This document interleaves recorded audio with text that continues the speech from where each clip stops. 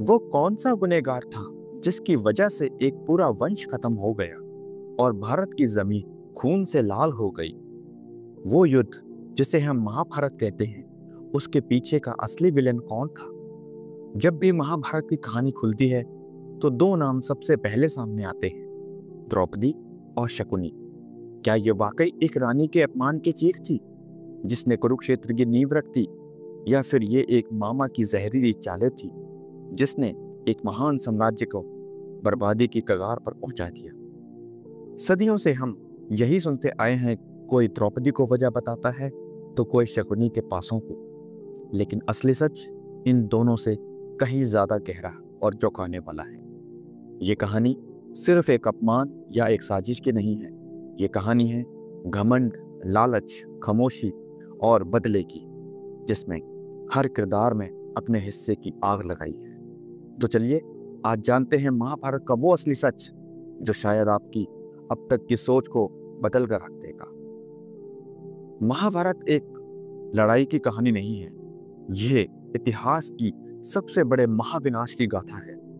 यह केवल भाइयों के बीच राजपाट का झगड़ा नहीं था, बल्कि यह धर्म और अधर्म के बीच की वो लकीर थी जिसे उस दौर के बड़े बड़े महारथियों ने भी पार कर दिया था। और जब भी हम इस बर्बादी की वजह ढूंढते हैं तो हमारा ध्यान दो लोगों पर जाकर अटक जाता है। एक तरफ गंधार का राजकुमार शकुनी, जिसकी कुटिल मुस्कान और मायावी पासों ने हस्तिनापुर का भविष्य दांव पर लगा दिया, और दूसरी तरफ है पांचाल की राजकुमारी द्रौपदी, जिसका भरी सभा में हुआ अपमान उस चिंगारी की तरह था जिसने पूरे साम्राज्य को जलाकर राख कर दिया। तो सवाल यह है कि क्या इस जंग का ठीकरा किसी एक पर फोड़ा जा सकता है? क्या अकेले शकुनी की चालें इतनी ताकतवर थी कि वो युद्ध करवा सके, या क्या सिर्फ द्रौपदी का बदला इतना बड़ा था कि उसने लाखों लोगों को मौत के मुंह में धकेल दिया? इस वीडियो में हम इन्हीं दोनों किरदारों के रोल को गहराई से समझेंगे। हम सबूतों और तर्कों के साथ ये जानने की कोशिश करेंगे कि युद्ध की असली बुनियाद किसने रखी और उस पर बर्बादी की इमारत किसने खड़ी की। महाभारत की कहानी में शकुनी की एंट्री एक क्लासिक विलेन की तरह होती है। वो सिर्फ दुर्योधन का मामा नहीं था, बल्कि उसकी हर गलत सोच का गुरु था।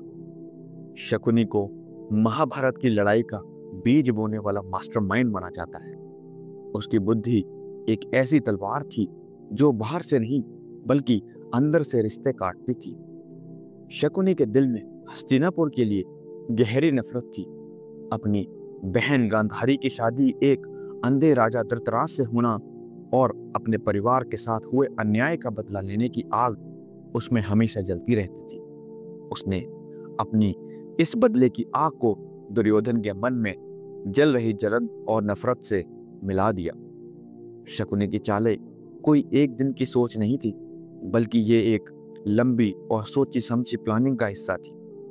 उसने बचपन से ही पांडवों और कौरवों के बीच नफरत की दीवार खड़ी करती थी, जिसमें जब उसने अपनी पहली चाल चली, जब सब बच्चे थे, तब शकुनी ने ही दुर्योधन को भीम की ताकत से जलने के लिए उकसाया था। उसी ने दुर्योधन को भीम को जहर देकर मारने का आइडिया दिया। यह पहली बार था जब शकुनी ने दिखाया कि वो अपने मकसद के लिए किसी भी हद तक जा सकता है। दूसरी बार शकुनी की सलाह पर ही दुर्योधन ने पांडवों को वारणावत के मेले में भेजा, जहां लाख का एक महल तैयार करवाया गया। प्लान यह था कि महल में आग लगाकर पांडवों को और उनकी माता कुंती के साथ ही उनको खत्म कर दिया जाए। यह शकुनी की क्रूरता का एक और सबूत था, जो पांडवों का नामो निशान मिटा देना चाहता था। आखिरी और सबसे खतरनाक चाल, लेकिन शकुनी का सबसे बड़ा विनाशकारी दांव था चौसर का खेल। वो जानता था कि युधिष्ठिर धर्म के नाम पर जुए का न्योता ठुकरा नहीं पाएंगे। शकुनी ने अपने जादुई पासों के दम पर युधिष्ठिर से उनका सब कुछ छीन लिया, राज, पाठ, धन, दौलत, उनके भाई और आखिर में उनकी पत्नी द्रौपदी को भी। ये सिर्फ एक जुआ नहीं था, ये एक सोचा समझा हमला था जिसका मकसद पांडवों को पूरी तरह से बेबस और बेइज्जत करना था। शकुनी की इस चाल ने द्रौपदी के उस अपमान की जमीन तैयार कर दी जो आगे चलकर महाभारत युद्ध का सबसे बड़ा और तत्कालीन कारण बना। शकुनी ने सिर्फ पासे नहीं फेंके थे, उसने हस्तिनापुर के भविष्य को दांव पर लगा दिया था। उसने दुर्योधन के घमंड को हवा दी, धृतराष्ट्र के बेटे के लिए अंधे प्यार का फायदा उठाया और पांडवों के सब्र का हर बांध तोड़ दिया। वो एक ऐसा आर्किटेक्ट था जिसने कुरुक्षेत्र के युद्ध की नींव बहुत सावधानी और बेरहमी से रखी थी। तो क्या कहानी यहीं खत्म हो जाती है? क्या सारा दोष शकुनी पर डालकर इंसाफ हो जाएगा, या फिर इस कहानी का एक दूसरा पहलू भी है? एक ऐसा पहलू जो एक औरत की चीख से शुरू होता है और सब कुछ जलाकर राख कर देता है। अब बात करते हैं द्रौपदी की। द्रौपदी ने युद्ध की कोई साजिश नहीं रची, न ही उनके मन में किसी के लिए कोई षड्यंत्र था। वो एक इज्जतदार और ताकतवर रानी थी जिन्हें किस्मत ने इतिहास के सबसे भयानक पल के लिए बीच लाकर खड़ा कर दिया। द्रौपदी के किरदार को समझने के लिए हमें दो घटनाओं पर गौर करना होगा, जिसमें पहली घटना है इंद्रप्रस्थ में दुर्योधन की बेइज्जती। अक्सर कहा जाता है कि जब दुर्योधन इंद्रप्रस्थ के महल में पानी को जमीन समझकर गिर पड़ा तो द्रौपदी ने हंसते हुए कहा था, अंधे का बेटा अंधा। हालांकि ज्यादातर बड़े ग्रंथों में इस बात का कोई पक्का सबूत नहीं मिलता, लेकिन द्रौपदी ने यह कहा या नहीं, इससे ज्यादा जरूरी यह है कि दुर्योधन ने इसे कैसे महसूस किया। ये अपमान उसके दिल में कांटे की तरह चुभ गया और शकुनी ने इस कांटे को नफरत के एक विशाल पेड़ में बदल दिया। लेकिन द्रौपदी की कहानी का सबसे काला पन्ना तब लिखा गया जब उसे जुए में हारने के बाद बालों से खींचकर भरी सभा में लाया गया। वो पल सिर्फ द्रौपदी का नहीं बल्कि पूरी नारी जाति का अपमान था।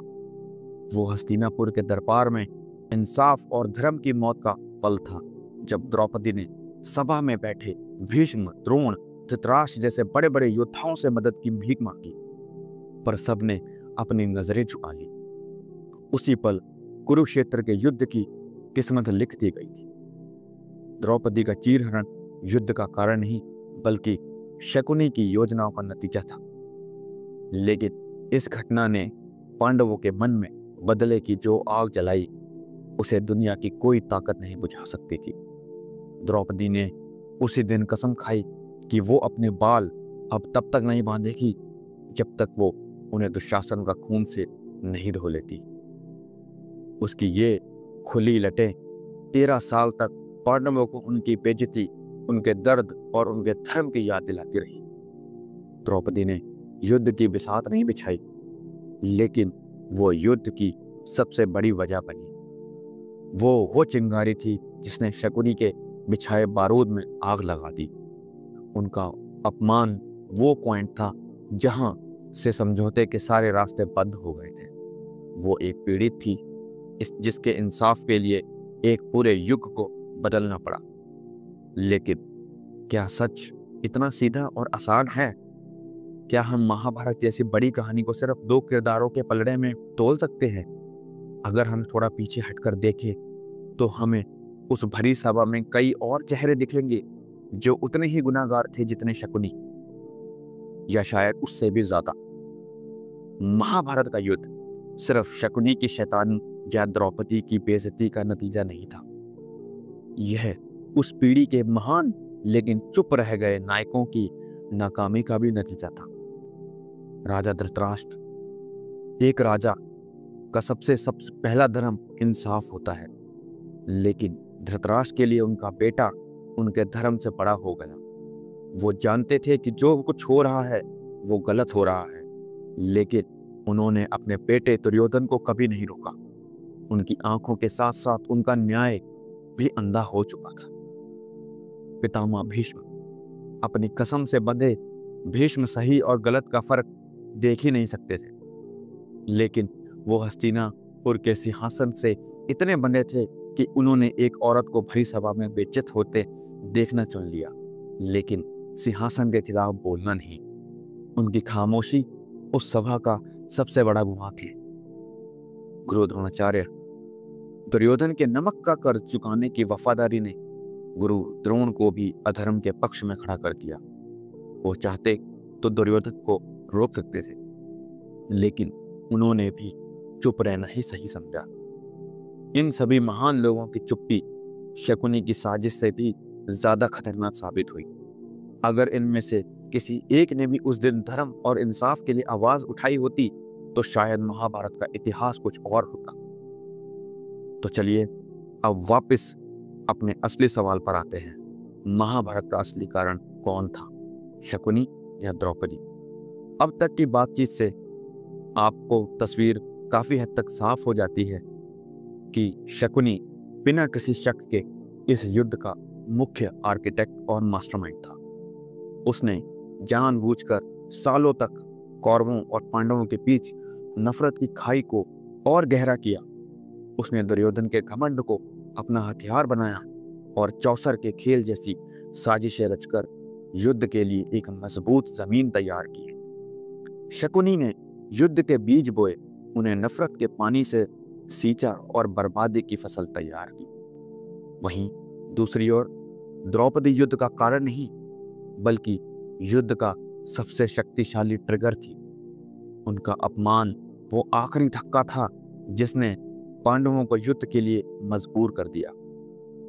वो उस अन्याय का चेहरा बन गई जिसके खिलाफ लड़ना पांडवों का धर्म बन गया था। द्रौपदी का किरदार एक मोटिवेशन का था, एक पीड़ित का था जिसके इंसाफ ने युद्ध को जरूरी बना दिया। तो अगर हमें किसी एक को चुनना हो तो युद्ध की नींव रखने का गुनाह शकुनी का है। वो मास्टरमाइंड था जिसके बिना शायद यह महाविनाश कभी होता ही नहीं।